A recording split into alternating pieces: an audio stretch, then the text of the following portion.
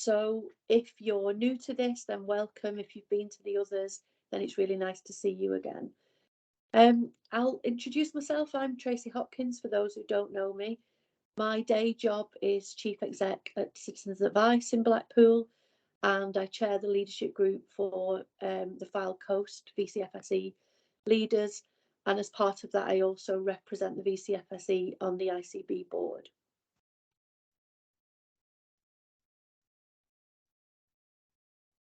We've got a couple of guest speakers this afternoon.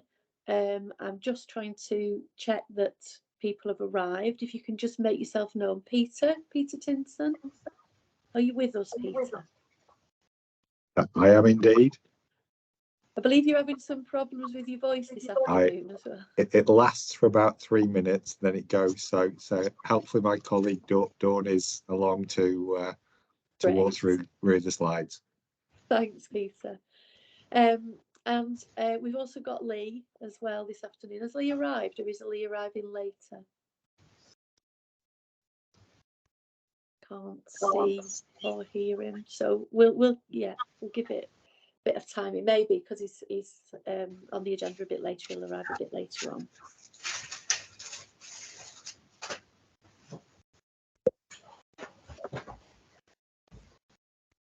So I'm going to make a start. I'm going to hand over to Peter. And is it Dawn as well, Peter, did you say? Yeah. Thank you, Tracy. And again, thanks for having us along this afternoon. We're really grateful for the invite. What we'd really like to do is just talk you through some work that we've been doing, and a number of you have been involved in, for about 12 months now, looking at the fuller stocktake report and recommendations that came out nationally just over 12 months ago, and that talk about essentially how we develop vibrant neighbourhoods and integrated neighbourhood care teams. And what we also want to be very open and honest with you about is that the report itself was very much written with a primary care audience in mind, I think, in terms of taking primary care on the journey, but the actual journey is much wider than primary care and involves a whole range of partners, including yourselves. And then the other thing I'd just like to say before my voice goes and I hand over to Dawn is to say that we also recognise that a number of you have been working with other partners and have been on this journey for quite a number of years, for 10 years plus. So in some parts of Lancashire and South Cumbria, there is a story and a history of doing some of this work, whereas in other parts of Lancashire and South Cumbria, it's relatively newer. And we just wanted to walk through the journey that we've been on over the last 12 months, and again seek your views and feedback, and particularly about how we can ensure that you are best engaged if you're not with partners going forwards. And at that point, I'll hand over to Dawn, if that's okay. It's fine, thank you. Have you got the slides in the pack? Are you able to present them as I talk through them, please? Yeah, I'm just going to do that now for you. Thanks, Bear with that's me. lovely. Thank you.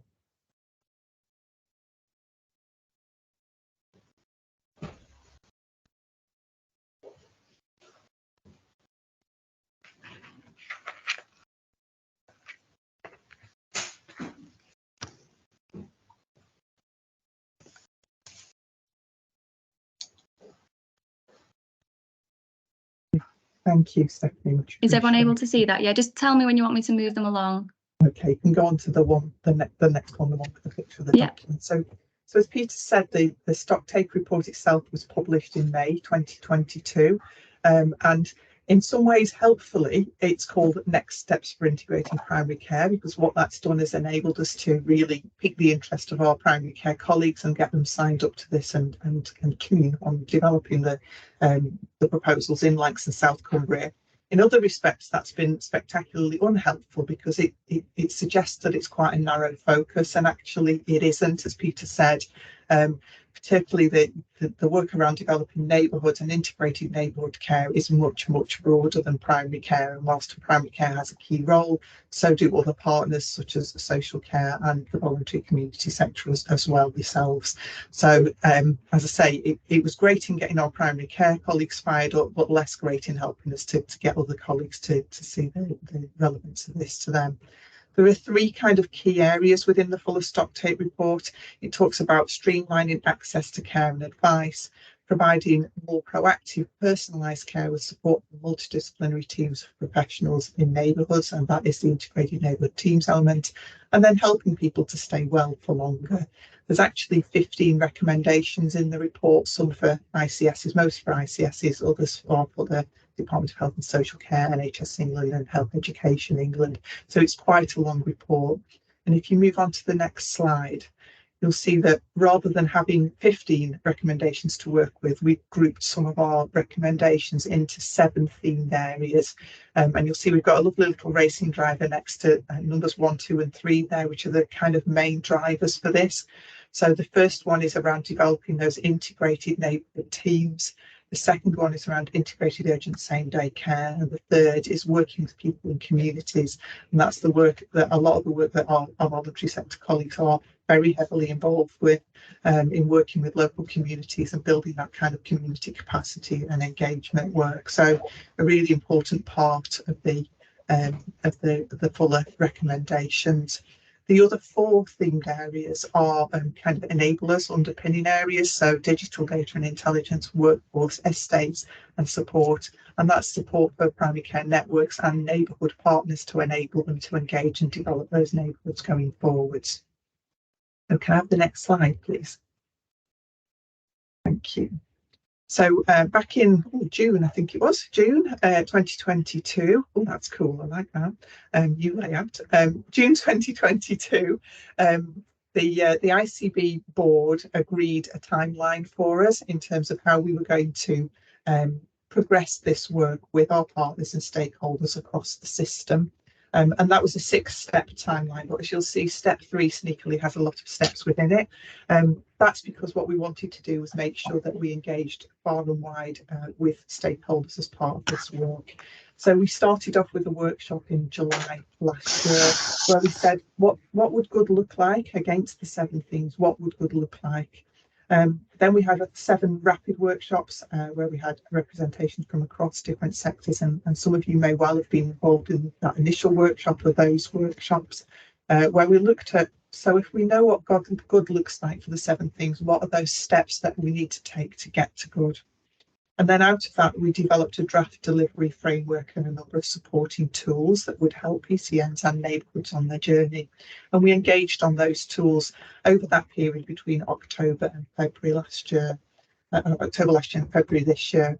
We ended up extending that timeline and an engagement period, partly because we had such a really positive response everywhere we went. They said, oh, can you come and talk to this group? We want to know about it. And we were really keen that we spoke to as many partners and stakeholders as possible. So we did extend the timeline quite significantly.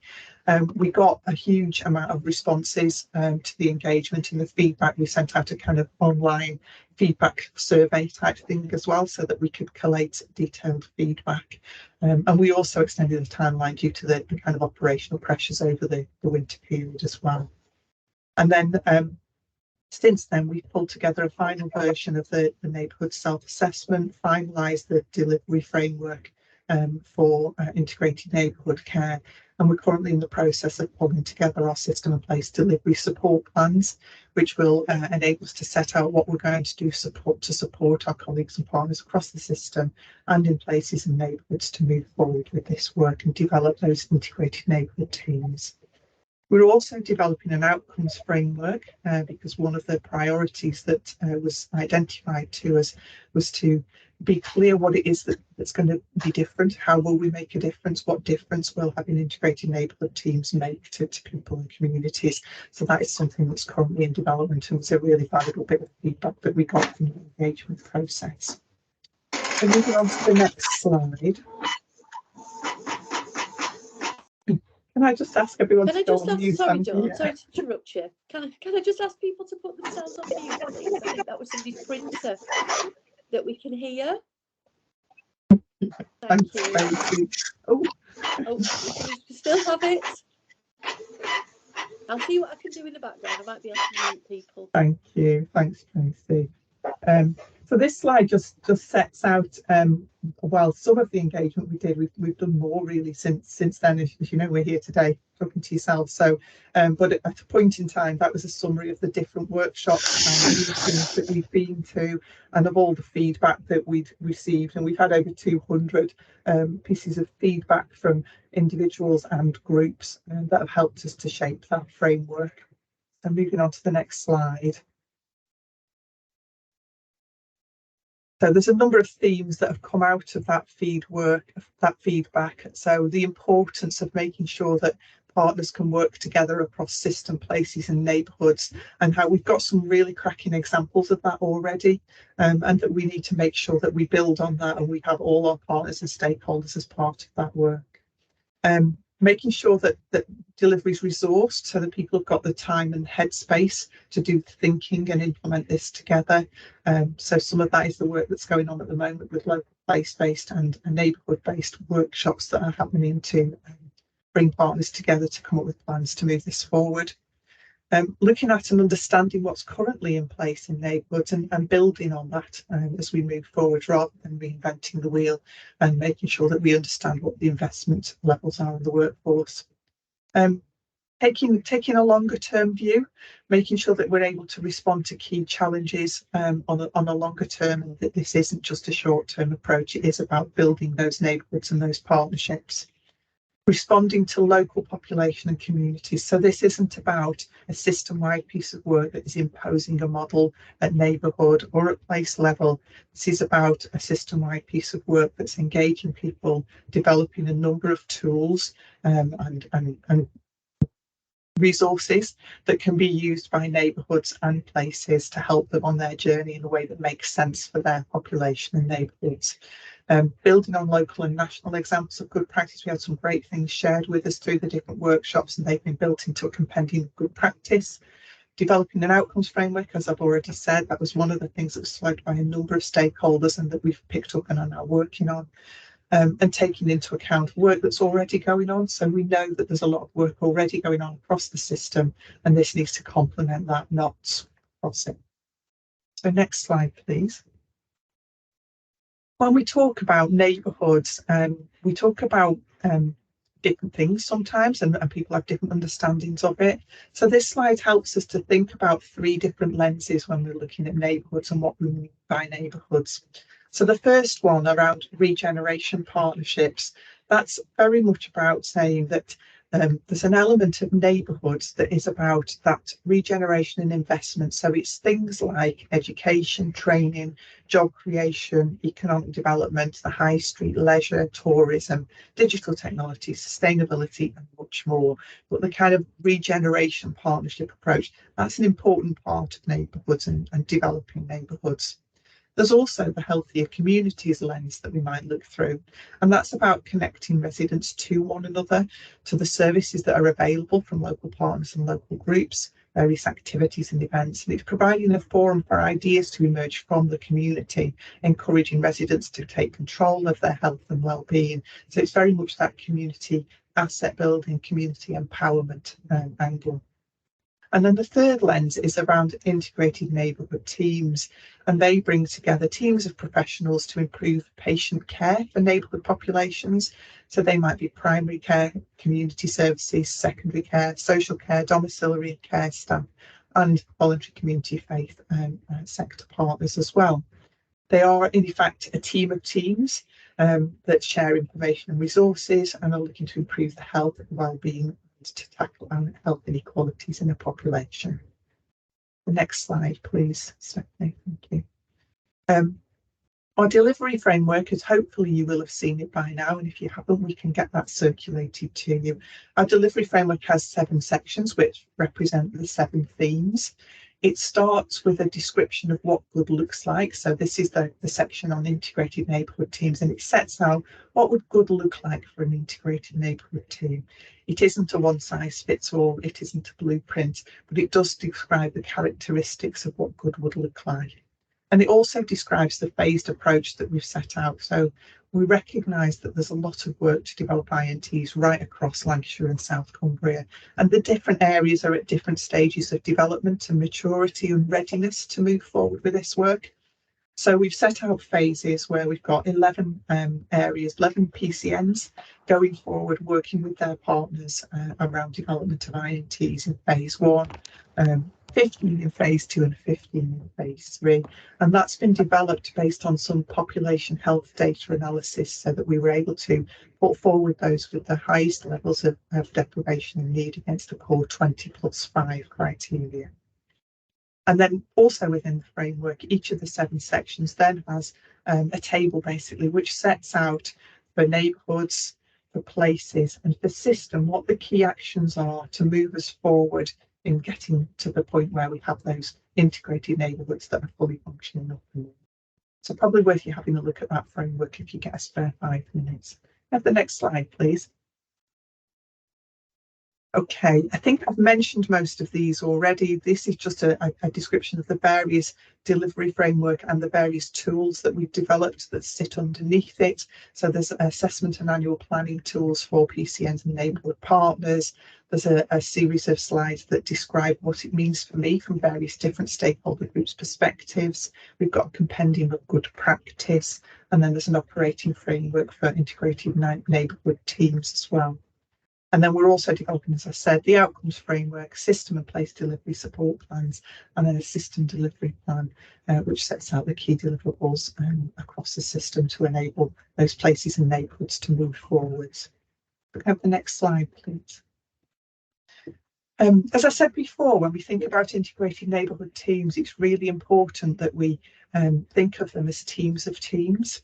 So they bring together teams of professionals from a whole range of different backgrounds and professions to work together, focusing on a particular population. And that slide sets out some of the colleagues that would be part of integrated neighbourhood teams based on work that's been done previously in Morecambe Bay and the Fylde Coast. That doesn't mean that that list is exhaustive, and we do recognise that for some footprints there will be different sets of professionals that will need to form part of those teams to reflect the needs of their particular population. Okay, so if we move on, thank you. So we set out a sequencing approach and said that rather than expecting everybody to have all the partners around the table at their INT by yesterday, which is our normal approach, as you may have noticed in the NHS, we would go with a kind of more phased approach in terms of which areas would move forward first. But we'd also look at saying what would be the core services that really need to be part of an INT from the get-go. What do those initial services need to be? And what we've agreed through the engagement process is that colleagues have indicated that it makes sense to have general practice, community services in terms of physical adults community services, and social care as the kind of initial partners in INTs, but recognising that there's a whole wide range of other partners that need to be part of INTs if they're going to be successful. But that what we want our neighbourhoods to do is to set out what makes sense for them in terms of how they build those partners in and at what stage, and that to reflect the population needs in their areas. I always use the example when I'm talking about this of, for example, if you were thinking about Fleetwood and comparing that perhaps with Garstang, I know that colleagues in Fleetwood have the Department for Work and Pensions as a partner on their neighbourhood team, and that makes a lot of sense because the Department for Work and Pensions have a key role to play in terms of their population. If you were comparing them, say, with Garstang, the DWP probably have a less important role, and you might want the local Farmers Association to be part of your INT in Garstang footprint because they've got a more rural population. It's just to give you a flavour of how the differences might develop and what makes sense for different areas. But ultimately, we're looking for each area to work through that process in a way that makes sense for them to go to full build by September 25. So can we move on, please? This is just a slide that summarises that very complicated and very colourful work that our population health colleagues did to identify the kind of indices of multiple deprivation and rank those by PCN footprint using the core 20+5 criteria. So I'll just move on from that because it's just the background to the previous slide. So we go to the next one. This slide summarises the PCNs that have been identified for each of the different phases. So if you want to look at whether a PCN in your area, if you don't cover the whole of the system, what phasing they're in, then that's the indication. However, I will say that in some areas, PCNs who are in phase 2 and 3 are already making a start because they're keen to and they want to get off the ground and work with their partners and begin those conversations locally. So we're not saying that people are being held back if they want to move forward more quickly. Next slide, please. I think that's it. So that's it for me. I don't know if you've got any questions. Hopefully Peter's voice will hold out if you've got questions in between us. We'll try and answer what you've been asking. Thanks, Dawn. That was really informative. I see in the chat that Angela and Peter have been doing a sterling job of trying to keep up with the questions, not least around some of the acronyms that people have been asking about. But I think people have now got that INTs, integrated neighbourhood teams, PCNs, primary care networks, and MDTs, multidisciplinary teams. But if there are any other acronyms that people are struggling with, then do please ask, because I think sometimes it does feel like the NHS does speak a slightly different language than some of us in the sector, and sometimes it's really difficult to just get to grips with all the different terminology. So so thanks, Angela and Peter, for keeping up with that. We have got a couple of questions, and I can see hands are going up, but I can't see people properly, so I have no idea who put the hand up when. So I don't know, Stephanie, whether you can try and keep track of that. Yeah, I'll do my best. Take down the presentation. Yeah, thank you. If you can take down the presentation, it's much easier, isn't it? So we can see people. We've had a couple of questions. I think the others have been answered, but Ursula's asked, how does this align with the work of the family hubs? Don't know whether, Peter, Dawn, whether you can pick that up. Or do you want me to respond to that? So if you're happy to, yeah. Yeah, sure. It was one of the questions that came up very early on. Indeed, I think it was when we presented it to Lancashire Health and Wellbeing Board, and there was an acknowledgement that a lot of this type of work has already gone on in terms of developing families hubs, and that we absolutely mustn't duplicate it. And it's also one of the things that informed us very much focusing, as Dawn said, around that initial core build around general practice, community services, physical adults and social care, on the basis that we didn't want to duplicate all the good work that's gone on around families hubs, but we also know we need to explore the connectivity and the integration between integrated neighbourhood teams and families hubs. Thanks, Peter. Tracy, I know Angela's got a hand up. Okie doke. Do you want to go over to Angela? Yeah, I was just going to say, because there are a lot of questions, and I think as we've said, that those will be responded to in detail when we send out the notes from the meeting. And I think that there is some variation in membership across the INTs, the primary care networks, the multidisciplinary teams. So the fact that you are not connected at the moment doesn't mean that you won't be or couldn't be. I think it's important to say that. For those VCF organisations who are connected into the system at the moment, we need to just get the comms sorted out for that, so that information is coming from those multidisciplinary team meetings back out to the sector. So there's a job to do in connecting all of that up. And I mean, Ursula's point about the family hubs, we also need to connect in with what LSCFD, the local mental health foundation trust, are doing in terms of their community hubs, because obviously there's going to be a series of those being established across Lancs and South Cumbria. So all of this will be interconnected, and the VCFSE sector has a really key role to play in the whole of this development as we go through the iterations of change over the last year and into the forthcoming years. So through this, through the assembly, through the alliance, and through our connections with people like Dawn and Peter, we'll make sure that the VCFSE voice is represented across all of the those various groups across Langston, South Cumbria. Thanks, Angela. Yeah, and I think it's fair to say as well, you know, there's an awful lot of activity that goes on in our sector that probably we find that people from health and from primary care in particular are referred into.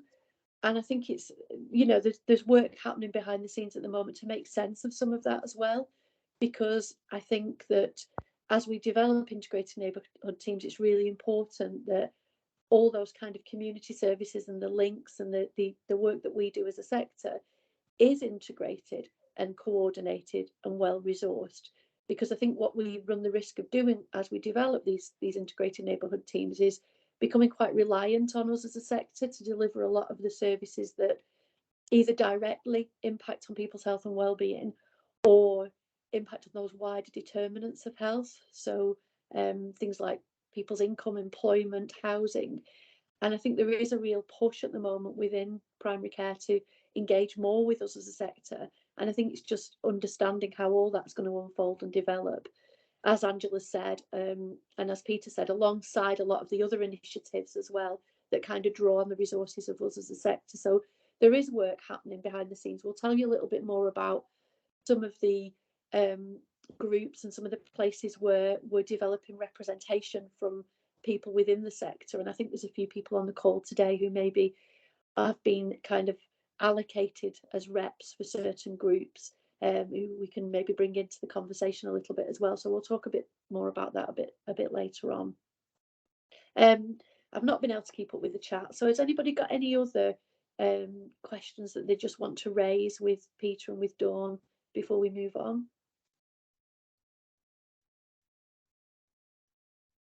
No?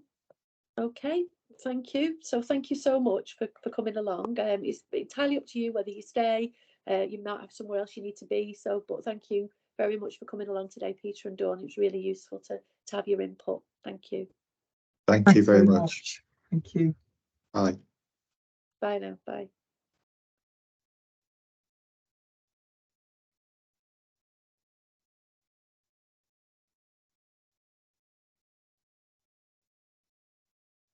Okay, so I'm going to move us on to the next speaker. We've got Lee Radford with us.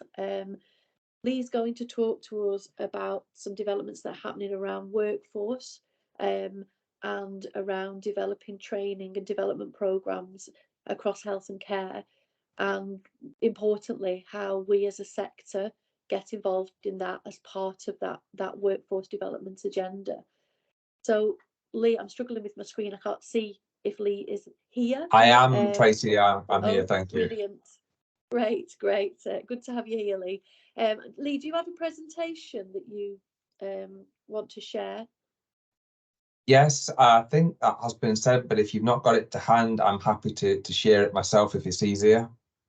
What do we think, Stephanie? Are you able to share it, or I can share it again. That's not a problem with me if that's easier for you guys. That's fine, Stephanie. Yeah, if you will.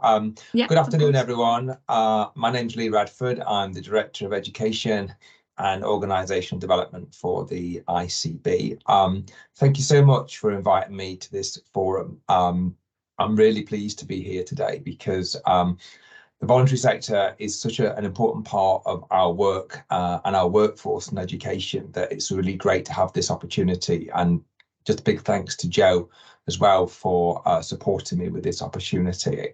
And it's great to see I've met a few people already, so it's nice to see a few familiar faces as well.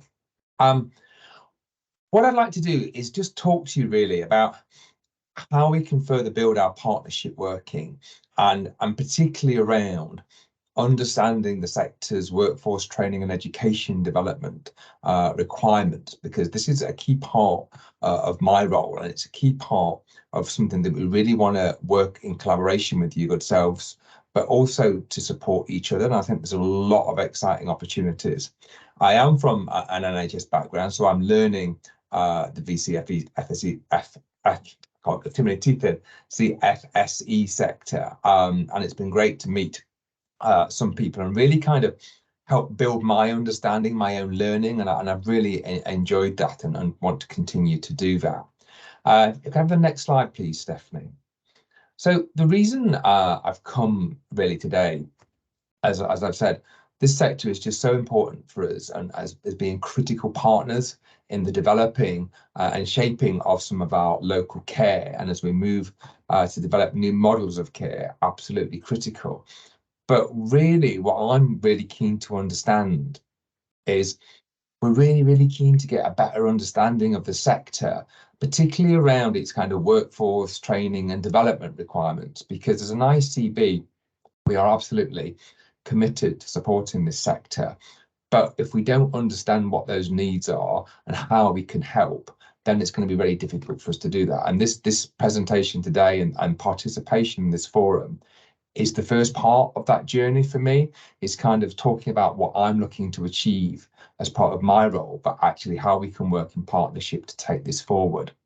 And really getting that understanding of some of those requirements, because somebody was telling me recently, again, as part of my own learning, there's over 8,000 voluntary organisations in Lancashire and South Cumbria.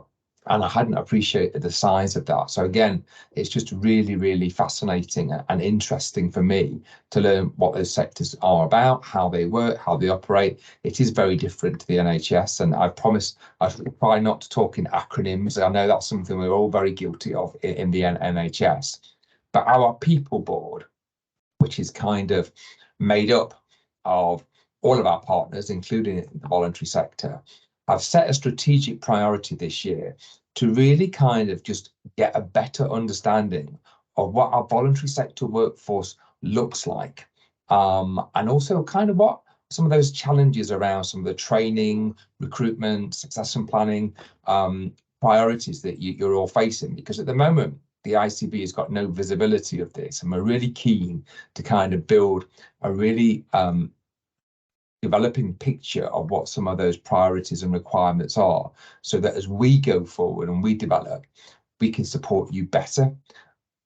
I think also it's worth mentioning, and some of you may have seen this, that the new NHS long-term workforce plan was published a few weeks ago. It's a 15-year plan, but as part of that, the ICB has got to create a 5-year workforce training and education strategy that will encompass all of our partners from health, social care and this sector. And again, this is really a fantastic opportunity to work collaboratively to really help influence and shape that piece of work, because the more input that we can get from your good selves and partners across the system, the more we can do to support the voluntary sector. So I'm really, really keen to sort of learn more, but also get your intelligence and your insight, because I say the NHS and the ICB have got very little visibility around this. So we're really keen to learn and work in partnership.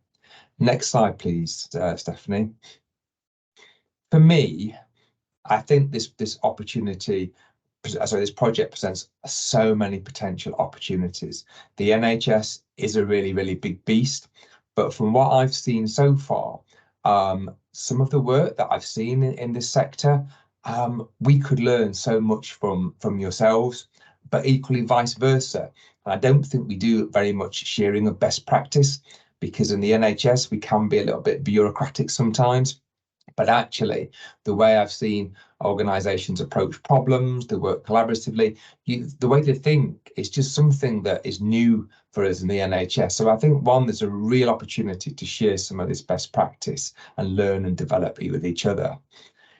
In the NHS, we do lots and lots and lots of training and education. But actually, there are potential opportunities for us to open some of that training up to our voluntary sector colleagues, and really starting to think about how those training needs are, what they look like. So actually we can start looking at exploring those opportunities with partners of how we expand some of those training opportunities. So when we commission training, when we put on courses, absolutely, why aren't we out looking at the possibility of widening that out to some of our voluntary sector colleagues? But this goes back to that earlier point of, but if we don't know what those training and development priorities are, how do we know what training and opportunities to make available?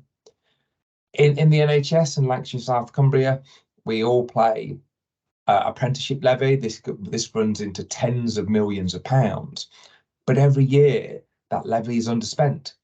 And actually, what we have got within our gift is to actually gift some of that levy to voluntary sector organisations to really support their workforce development needs, because otherwise it just goes into the taxman's back pocket. And we would rather use that to build that collaboration, to look at how we can better support the voluntary sector, to look at new roles, new models of care, leadership development opportunities, attracting people in. So there's lots of opportunities around that levy, but again, we don't know what we don't know.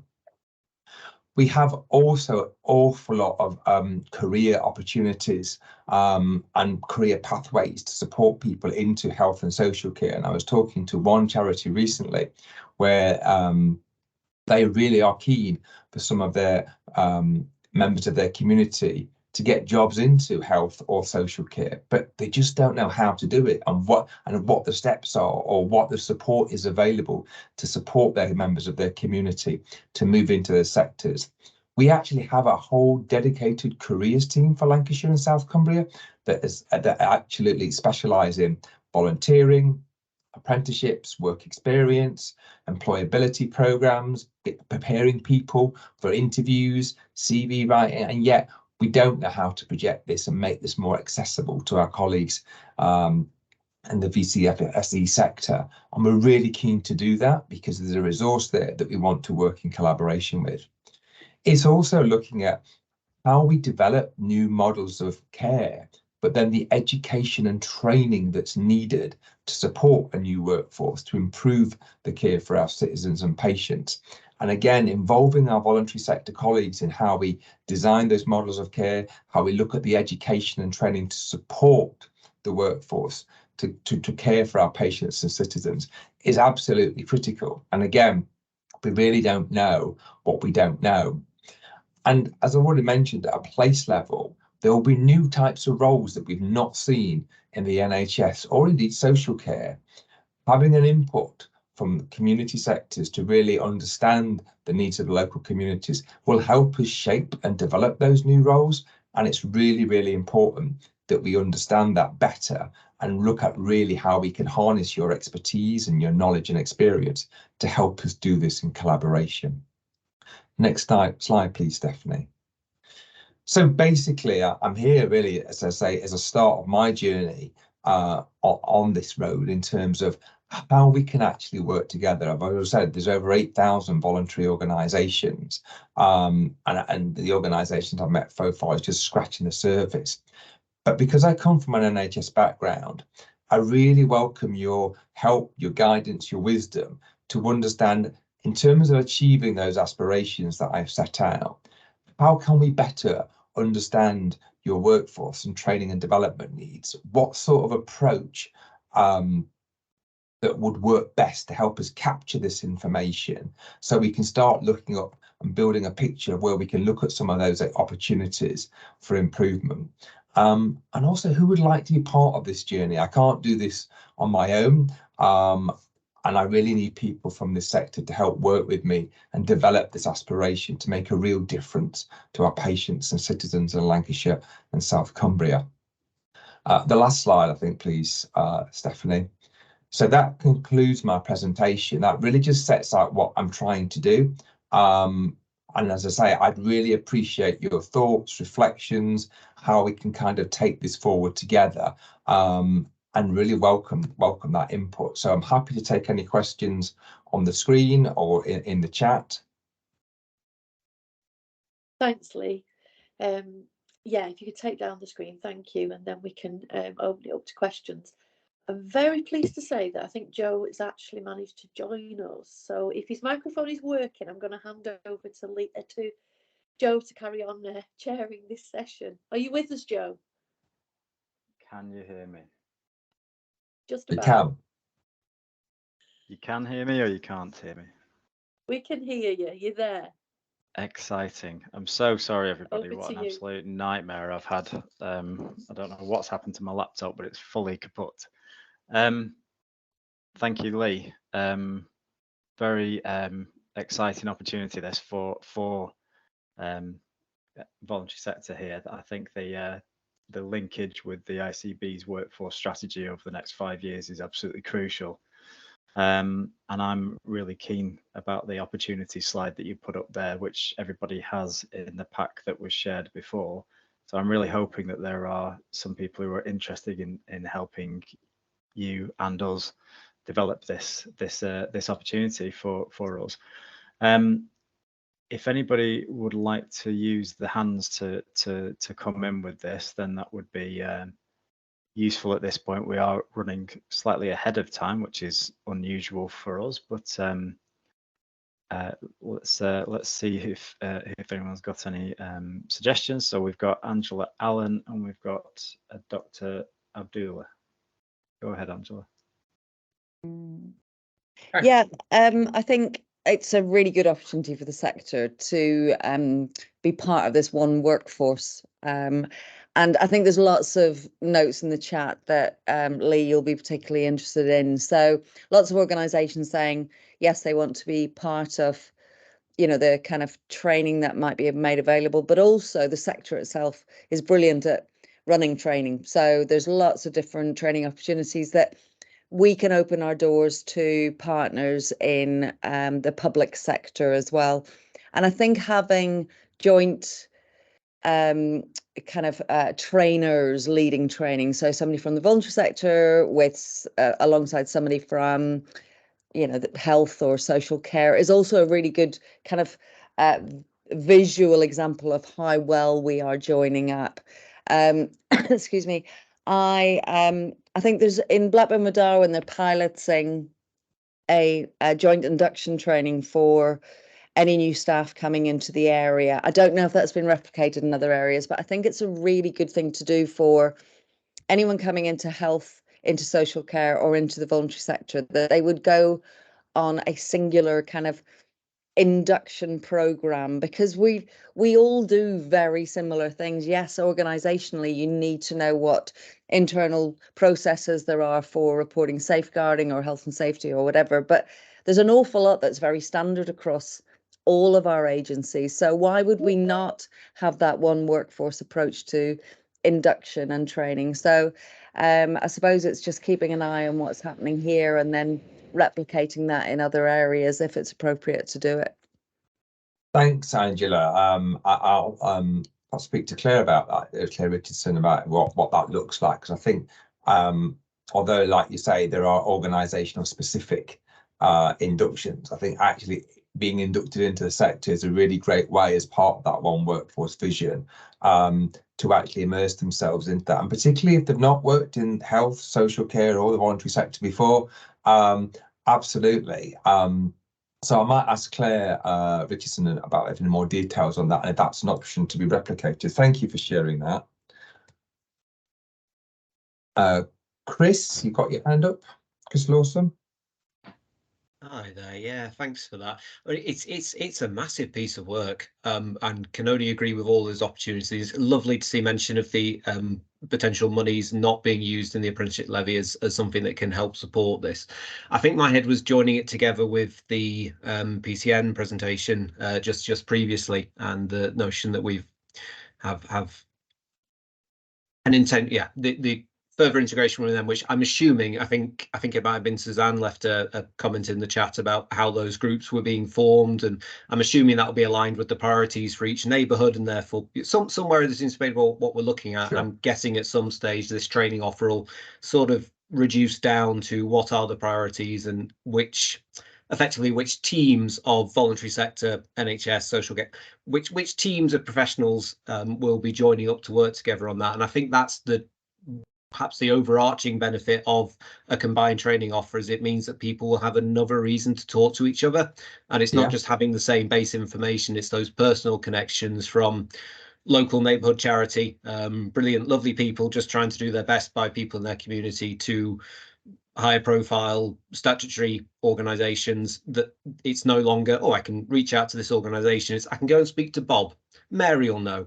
And I think that's what I'd really like to see this training offer distill down to, is it's really meant to form connections between people. Very confusing that there are already training offers available and organisations doing that. Good luck with that. If we can help, we will. I'm not sure, but yeah, it's those personal connections that I'll really value. Thanks for that, Chris. I think, you know, the IMTs is a great example of how we can wrap some of that training round, because quite often when sometimes initiatives are rolled out, the training isn't kind of wrapped around it all the time. So I think that's you make a really valid point, and we can definitely do that. I just wonder if you've got any reflections then in terms of, if I was to kind of think about trying to identify some of the themes generally from within the sector, that where some of this training and education might be best sort of projected. Any thoughts about kind of mechanisms of how to go about trying to understand what some of those themes are? Is that a question for Chris, Lee? It was, yes, it was. But if you, and I gave my best thoughtful face. Honestly, I'd struggle to answer that without, because again, my head, I can only see I'm not good at big picture. I can only see small, and assuming that if it was that PCN model of, okay, in this area, the thing we really need to work towards is reducing suicide rate, then I'd picture that would make things a lot clearer. Okay, that's fine. Thank you for that. For us?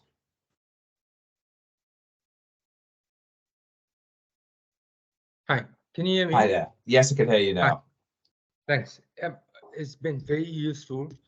I think the reach out from NHS and ICB to work in partnership, because I'm NHS background, but now in the voluntary sector, and my whole mindset of thinking has had to change to some extent. So I think the importance of this type of meeting is within even the voluntary sector, to bring the voluntary sector together, because like Chris was saying, the needs should be prioritized, and we should all be working towards the common good. Even the voluntary sector shouldn't be working in isolation. So NHS voluntary sector should be working together. I agree 100%. Thank you. And I think in terms of any thoughts around any specific opportunities, and anything that comes to mind around that? I'm a psychiatrist, so I can tell you everything. Okay, that's absolutely fine. And thank you for the support. That is helpful to know that, you know, there's definitely the appetite to work more collaboratively. So thank you for your comments. Suzanne?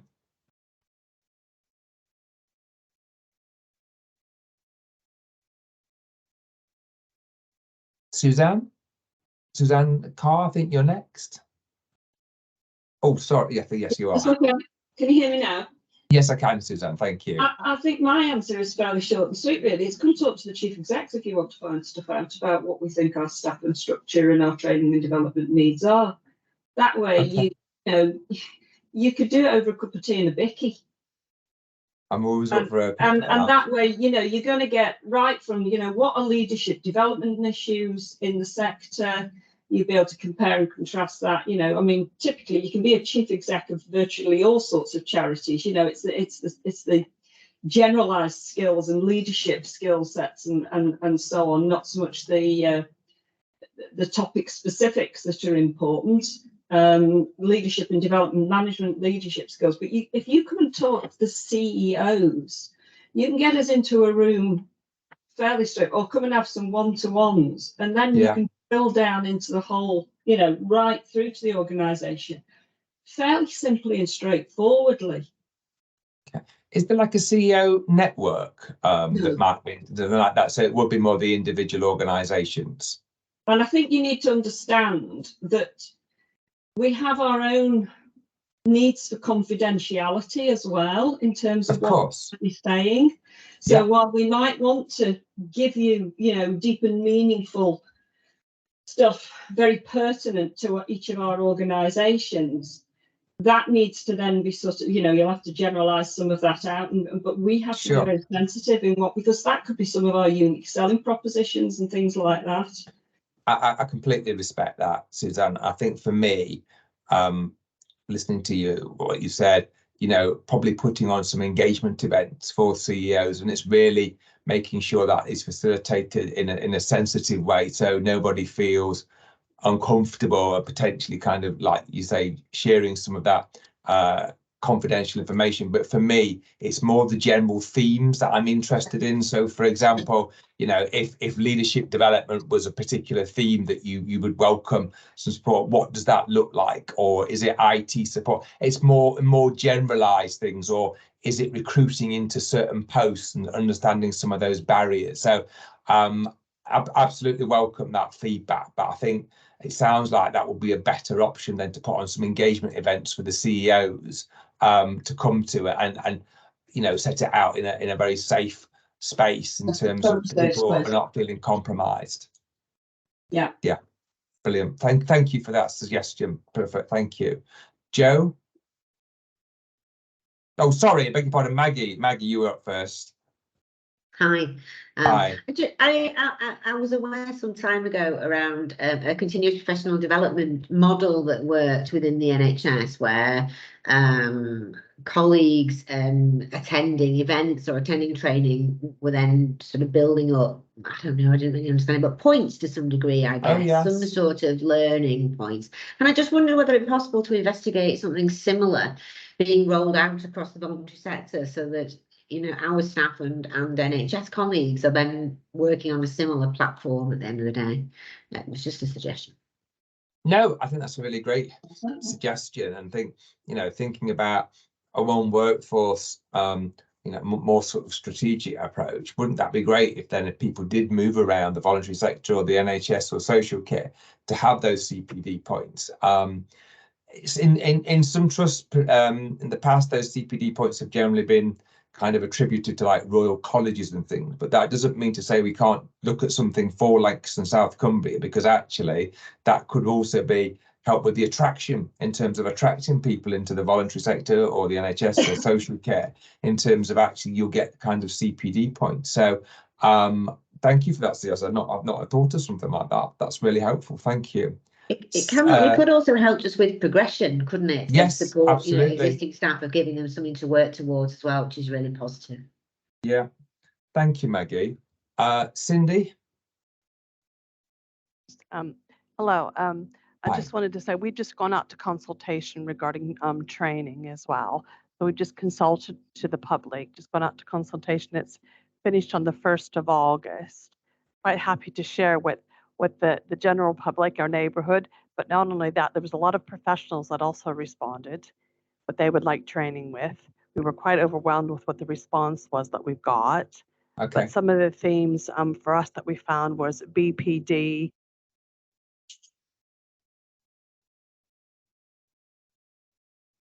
Oh, I think, has Cindy vanished? I think she vanished. I was writing my notes, I couldn't see that. Are you? Oh, I think she's coming back in. Hi, welcome back, Cindy. Hi, I have no idea what's happened there. I got. Someone's pulled the plug on me. Mind repeating that? Yeah, some of the themes that we've already got are about BPD, emotional regulation, mentalization. A lot of our work with psychiatrists and things like that, our psychotherapists and what have you, working with shame, eating disorders, trauma, how to keep each other as professionals safe, because there seems to be quite a few themes of that. We seem to have a lot of referrals from NHS staff. Okay. Wanting, because obviously there's quite a bit of trauma that they've witnessed and seen. And it seems to be a common theme. Right. So our consultation will finish on the 1st of August, and I'm quite happy to share those themes with you if you want to link in with me. I have put my email address in chat, but I can put it in again if you want. I've seen that, and I welcome that, Cindy, because I think that will be a great opportunity to look at them where we can support each other. Yeah, and the other thing I just wanted to say is just to make sure that the training equally, the opportunities are shared across the location, because South Cumbria seems to miss out quite a bit. Okay. It's certainly a theme I know that's come up at quite a few of these meetings that I've been to, the assembly meetings, about making sure that is shared across the actual, the footpath. And I think that's all from me, really. Thank you for sharing that, Cindy. Appreciate that. And I definitely will link in with you. I'll email you after this just to make the connection. That's lovely.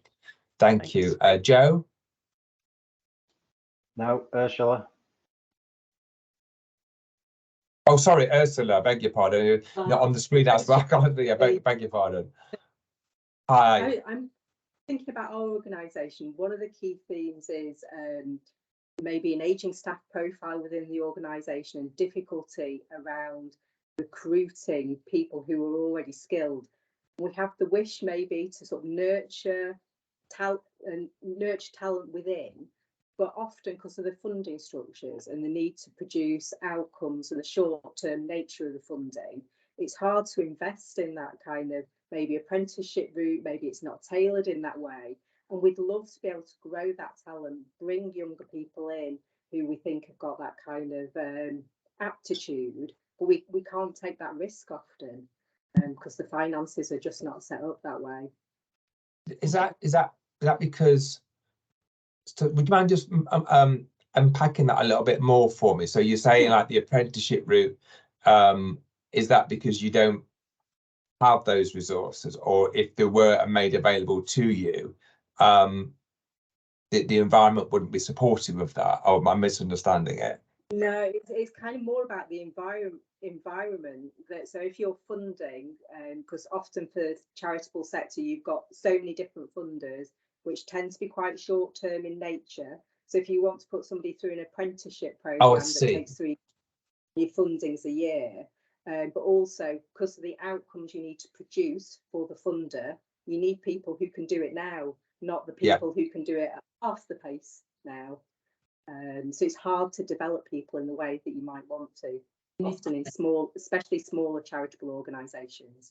Oh, that's really helpful and great learning for me. Again, this is learning the sector. So I hadn't considered that. So you're right. If you've got a short-term project for a year, but someone's doing a 3-year apprenticeship, that although we could gift the funding, it's not going to help and solve that problem. And obviously they've got to do 20% off the job. So, but then that makes me think, if that's a barrier, if we can start to identify again some of these themes, it might be that there are other routes that we can develop to support that, because some of the kind of employability programs and the sort of the building on those arenas, we can actually look at projecting maybe in a different way. But that's really helpful. I hadn't even considered that. So that's why it's just so important to hear. Thank you for making that point. That's really helpful. Thank you. Helen, I think you're next. Hi, thank you. Probably building a bit on what Ursula's just said, really. I think it's sort of looking about, we face the same challenges in the voluntary sector that I guess you face in the NHS around recruitment, training, future workforce and things like that. And we're trying to do our own things in the voluntary sector to combat that. And I hear the good work that's happening in the NHS and the Careers Hub and things like that. But it's whether we could work more collaboratively together. It's very difficult sometimes as a smaller organisation to offer things like nurse apprenticeships, medical training and things like that.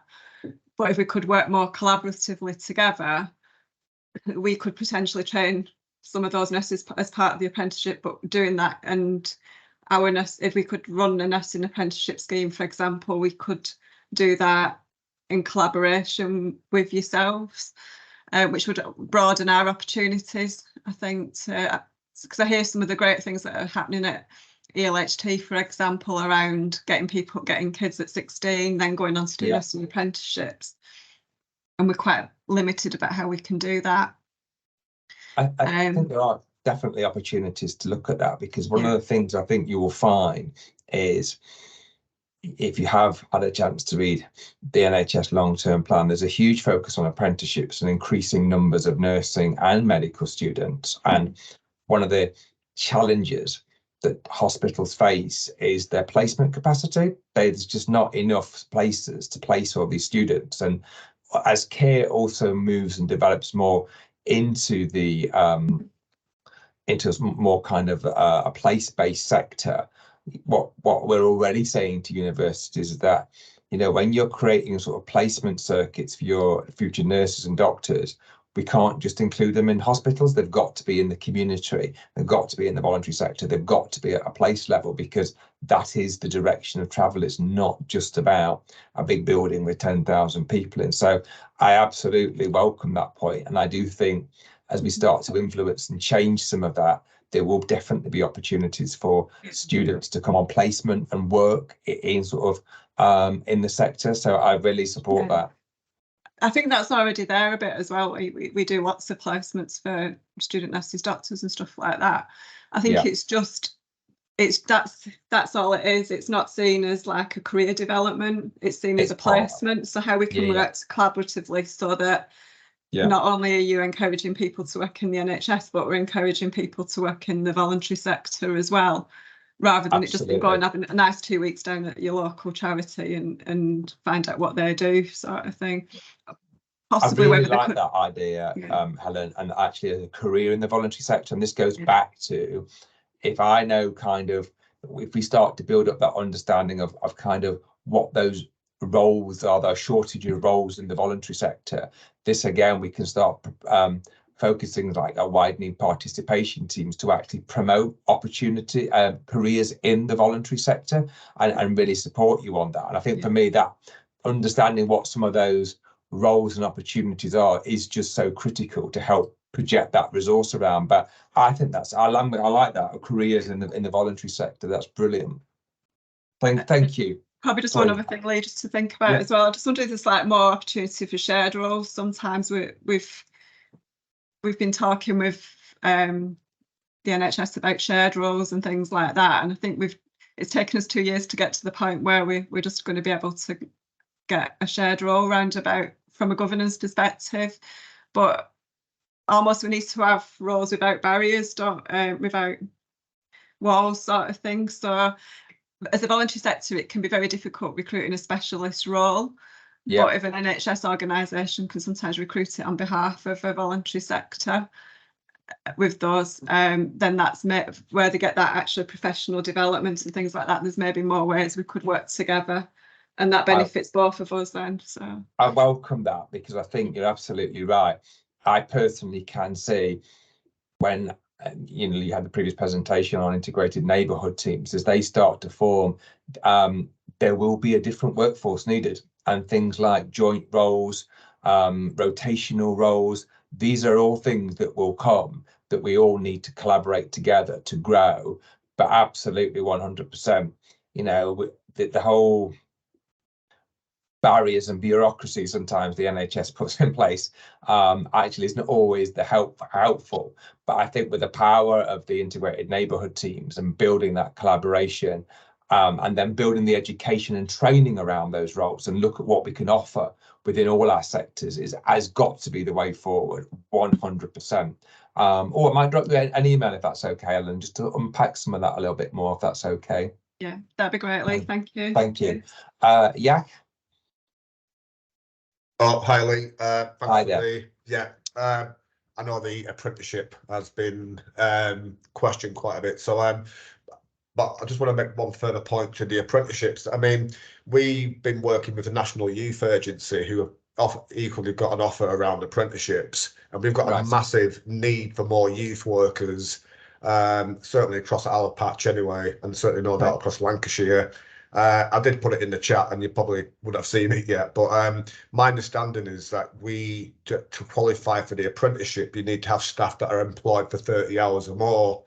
When we came to work with the National Youth Agency, we found out that there's a lot of organisations that don't employ staff for more than 30 hours a week, which then created a barrier. So, so one way of looking at that is, can one member of staff that works for the voluntary organisation do some work for another voluntary organisation and start to pool up some of those budgets to meet the 30 hours a week.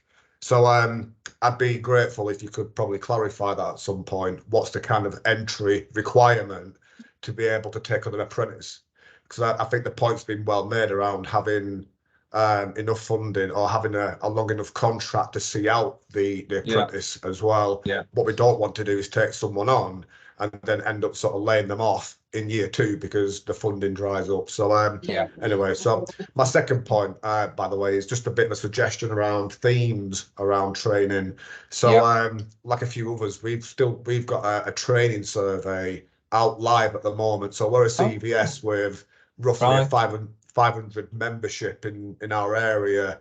And one of the couple of key themes that are coming out at the moment is training for BAME leaders. Is coming out quite strong, and training for female senior leaders as well. That's been quite interesting for us, that we've got a lot of data which I'm happy to share with you. But please, two of the kind of key areas that are coming out is certainly for BAME and certainly for female leaders. And there's all kinds of reasons for that. I mean, since the pandemic, one of the biggest growth areas, certainly for our work, is about the amount of new community groups and charities that have come out of the pandemic. And then what you've got is amazing people that have got a lot of passion, but need a lot of training to sort of develop them as leaders. So I don't know what it's like for other people, but certainly in our area, we've seen a real surge of new social enterprises and charities and such alike. So yeah, just want to share that those 2 key points with you. I think is. Thanks. Yeah, I will commit to finding out the clarification on that apprenticeship and the gifting of that, because I'd not heard that specific bit before. So I will come back and email on that. I'd welcome perhaps a coffee with you just to kind of understand and share that data, because I think that's great to hear that the youth work is a potential hard to recruit to role. But just listening to you straight away in terms of the BAME network, BAME training for BAME leaders, that's something we can definitely help with, because one of the things that we already have access to in the NHS is training for underrepresented groups in terms of BAME, disability, and LGBTQ plus. And my colleagues at NHS England who work with us in Lancashire and South Cumbria are desperate to kind of wrap this training and support it, but they're struggling to get the audiences. So actually, there's already something there that we couldn't do. I'll drop you an email, separately to do that, because I think that could be a really a great opportunity, and I'll confirm the apprenticeship one as well. Yeah, if it's all right, I'm going to do a shameless plug and put our training survey link in the chat. And if it helps other colleagues that might be wanting to do some kind of similar survey in their areas, then feel free to kind of. Anyway, thanks, Lee, for your time. Thank you. I can appreciate that. I'll be in touch. Joe. Oh, sorry. No, is there somebody else? Hang on, I've got to look at my wrong. Katie, you're next. Hiya. I've just been listening to what people have been talking about, and I wanted to first of all mention that I work for Change Grow Live, which is our kind of service name is Inspire, with a commissioned service of drugs and alcohol in the Lancashire ICP footprint, and I'm involved in the INT work at Fleetwood. So some of the work that we're doing there, we are pulling out some themes for that around gaps that will help us to move forward. So the approach, I think, is around looking at what we're learning is some of the priorities for primary care. If I take as an example, supporting people who want to deprescribe from dependency forming medications, and we also have additional funding for supporting people who use opiates.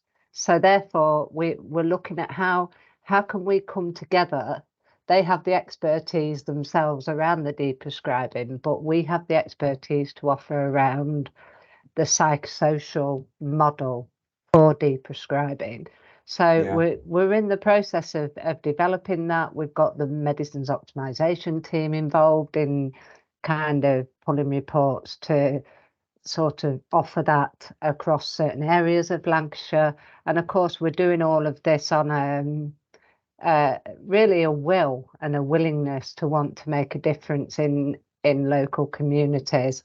And I would imagine if successful, it would probably need to grow. But in terms of gaps in knowledge and training, I think that there's something around training around integration itself. How do we work differently? How do we operate in a safe and effective way? How do we navigate those organisational boundaries? What are the safeguarding structures for us, the data sharing structures, the interoperability of systems? You know, all of these things I think need to be happening to underpin the kind of on the ground work that people are doing. So I just wanted to pass that on, really. Thanks, Katie. I think you make a fantastic point around the training on integration. I think, you know, it's a real I've come from an acute trust, so I've come and worked in a system, and there was no kind of training for me. I've had to kind of use my experience and skills and do what I think is right. But actually, you've just made such an obvious and such a great point around we are moving into a different journey, and we are moving into a different space. And actually, how do we become system players and system leaders, and how do we work together? I think it's such a fantastic idea. I really, really do. So again, I think that's something, again, we have got experience in and something for me to think about. But I think you're right. And just on the medicines optimization, already working very closely with that team. And again, it's then thinking about how we make sure we can include the voluntary sector into that to support some of that. And you in terms of things like professional updates and things like that, again, these are things that we could offer out to support those particular agendas. Definitely. Brilliant. Thank you for again, really useful intelligence from my point of view. Joe? Thanks, Lee. I just want to check before I speak that nobody else wants to come in on this point. Raise your hand now, otherwise I'm going to try and summarize and move us on. Okay, so Lee, sounds like you've got lots of offers of coffee and what have you for you to follow up on. So I have a suggestion. It strikes me that this is a conversation that people are very interested in. And we have our next assembly is our in-person assembly that we're going to be talking about at the end of this, at the end of the slide deck. And that's on October the 19th, Lee. And I can see you and your colleagues maybe leading a workshop at that event, and I'd definitely be interested in talking to you about that, because I think it could also be a springboard for these CEO sessions that Suzanne suggested. So if you're interested in that, we'll take that conversation away. But that sounds to me like a really good opportunity. I think brilliant, Joe. Welcome that, definitely. So the things I've got here are sessions with CEOs. We've got shared inductions across the ICS, including voluntary sector and shared training. There's the accreditation point that I can't remember who made it, but was a good one around accredited modules. CPD points, yeah. Cycling posts through voluntary sector and shared roles. Ursula's point, I think just one expansion on that was I was at my daughter's school, and there was a delegation of at a careers fair from get into science, technology, engineering and maths careers. So there was a whole thing about that. You know, as Annie and others have said, the possibilities of the voluntary sector being able to pitch up at a school careers fair or a college careers fair as a sector is rather limited.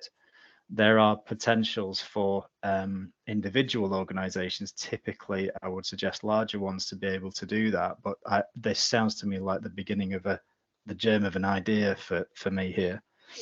And then finally, Lee, I'd say there's a real intersection here with commissioning practices with the voluntary sector across our ICS. And that goes back to Ursula and others' points about the short-term nature of most of the funding within the voluntary sector. So I'm not quite sure at this point, I'll do some thinking about it, who that conversation needs to be had with, but I think it really could be useful to make that very explicit in the strategy here, that there is a clear link if we want to invest in voluntary sector workforce and future with the commissioning practice across the ICS.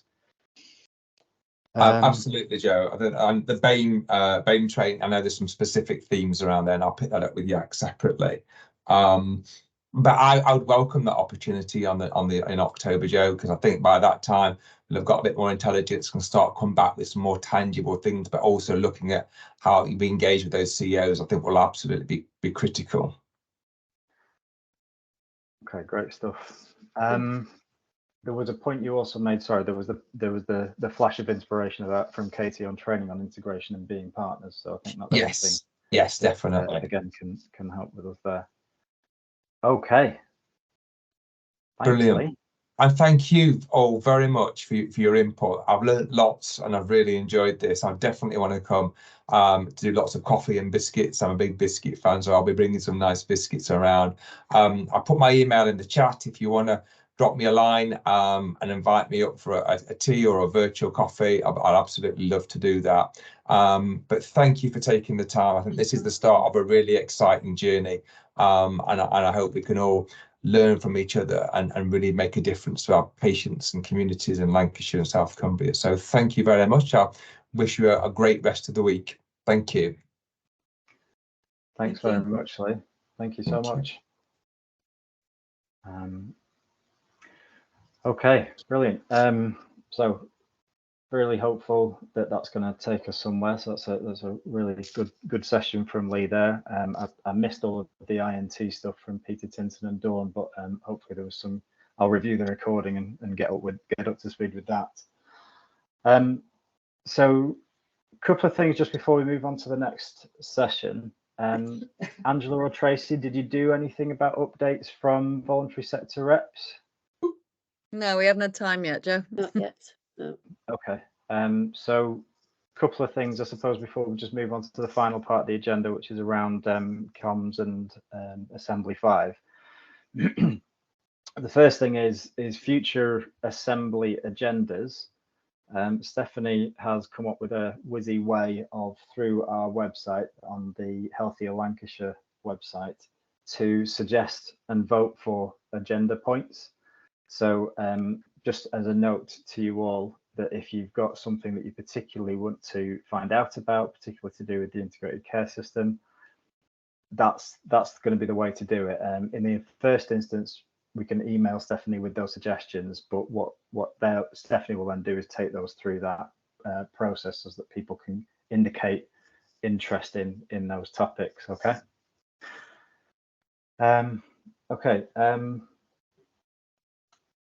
So Angela, do you want to come in this part about the reps and updates? Yeah, not really. I was just putting a question actually into the chat.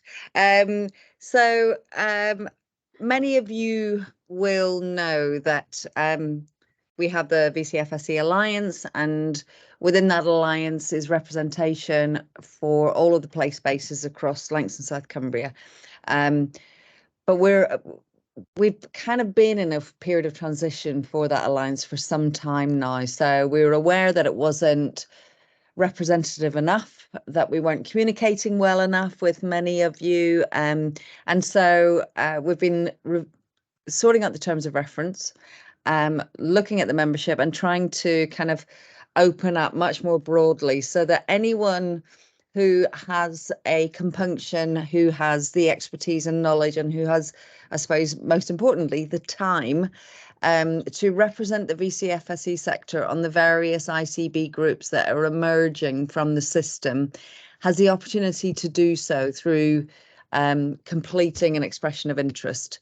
So far we've had a number of those representative roles being advertised through Joe and Stephanie on the website, and hopefully through your local networks.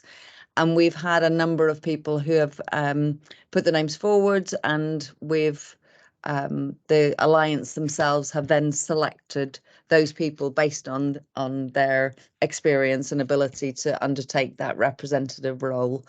There will be more of those opportunities coming up in the future, but equally at a place level, there will be opportunities for you to represent the broader sector on various strategy groups that will be emerging on a place base as well. So there's always concern about who is speaking on behalf of my organisation and are they doing a good enough job. And I think through these assembly meetings, we can do much more challenge on that. So, you know, if Tracy or Joe or myself are saying we are representing you, well, you can come back to us and say, how are you doing that? I don't feel that you are, and I would like you to do it in this way.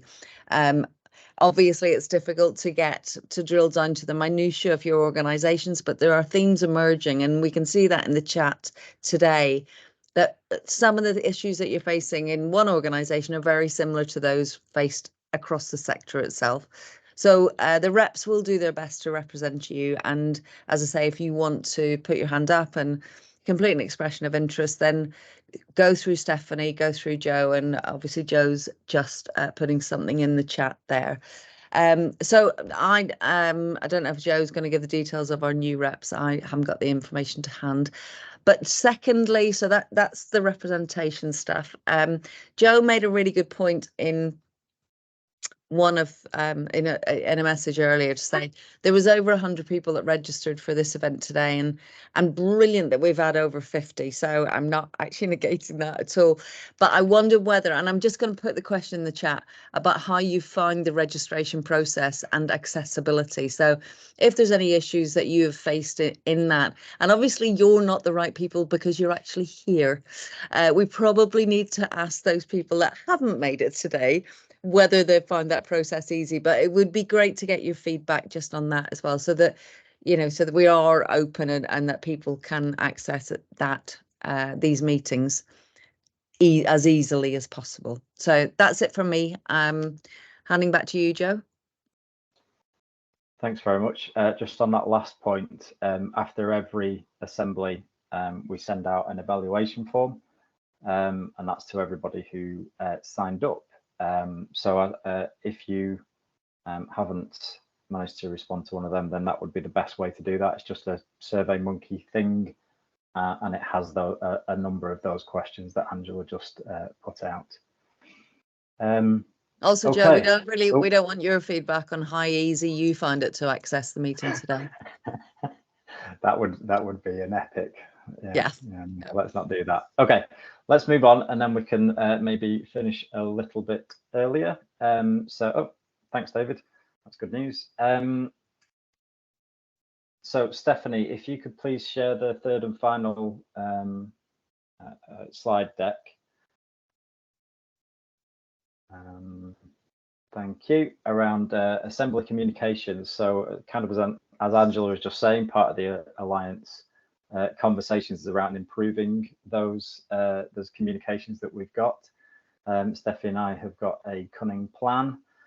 But the first thing, so just going to go through today, just remind people around the voluntary sector website. That again is a really powerful tool we've got as an integral part of the integrated care systems websites. It's something that Stephanie and I have almost total control of, even sort of editorially. So be involved in that. If you have Stephanie will come on to some of that in the later stages of this, but tell us if you think it's good, tell us if you've got any suggestions for it, but equally contributing to it and our development of it would be really helpful. So if I will put that in the chat for you. I've already put a couple of links to it in the chat, but I'll just put the main link in now. And now I'm going to hand over to Stephanie for points 2 and 3, and then I'll pick up point 4. Stephanie? Brilliant. Thank you, Joe. Yes, I want to discuss monthly email bulletins. We did initially send one out regarding communications, which we had some great feedback for. However, now we have put a draft of a new template for our new bulletin in. So that's in the agenda pack if anyone wants to have access to that.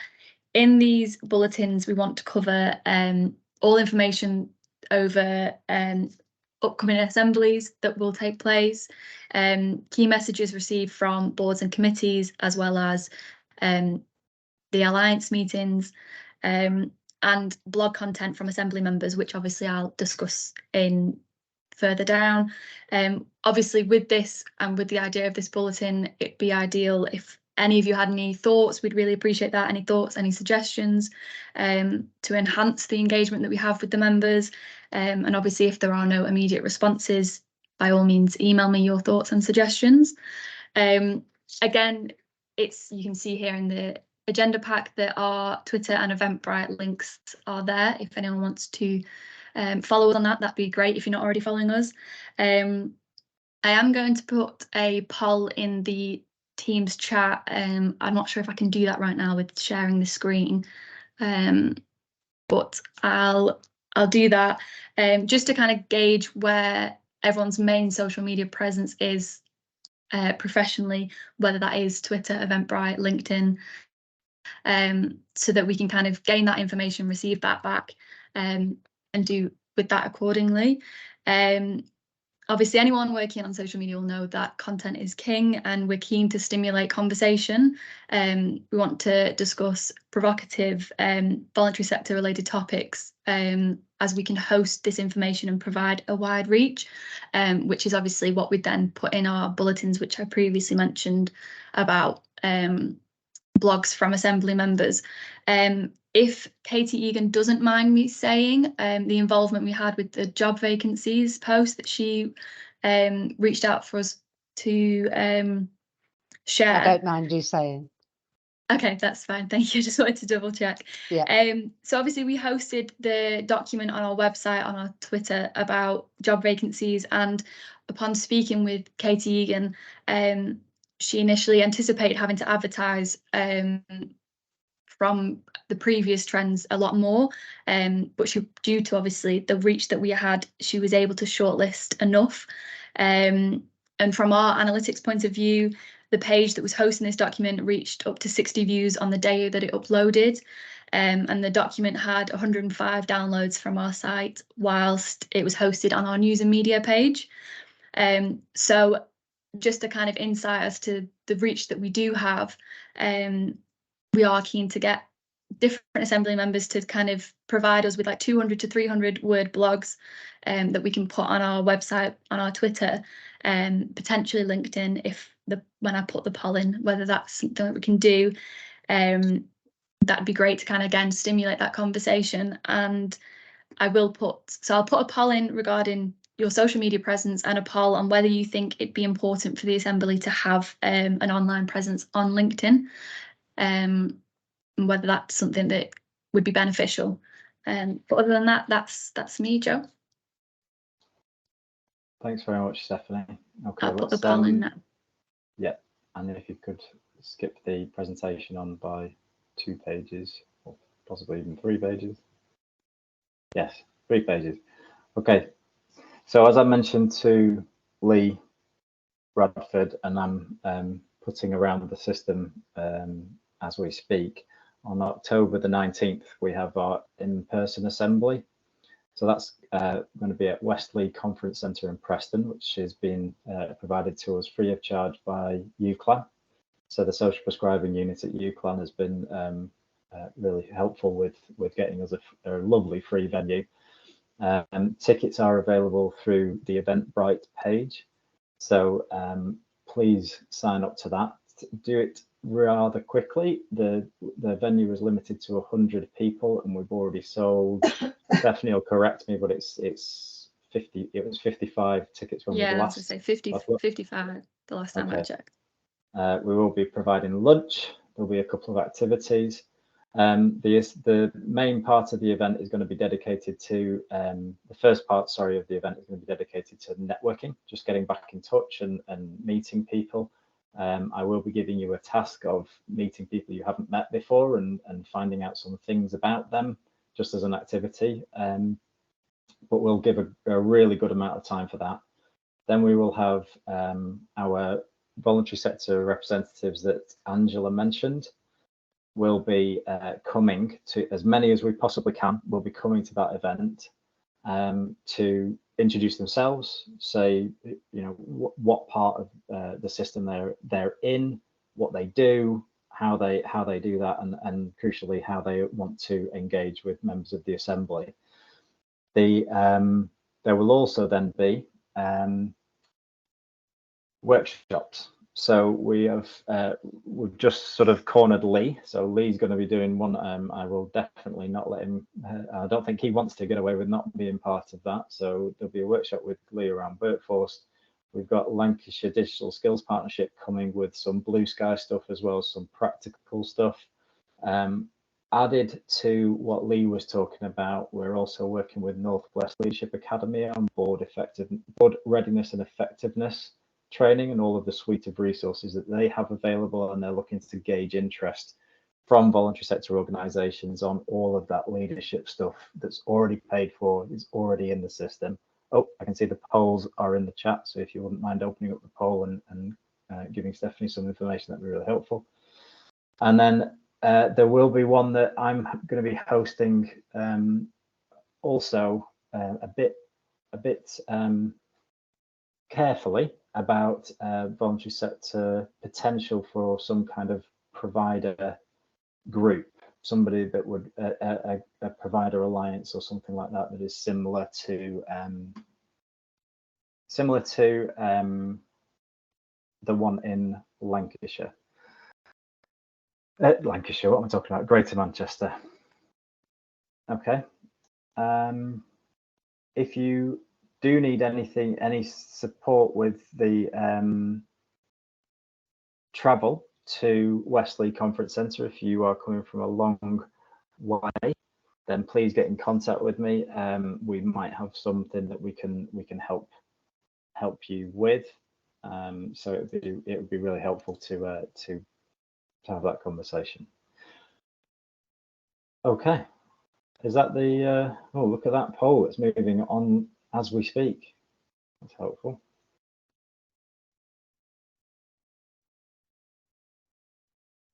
Yeah, great.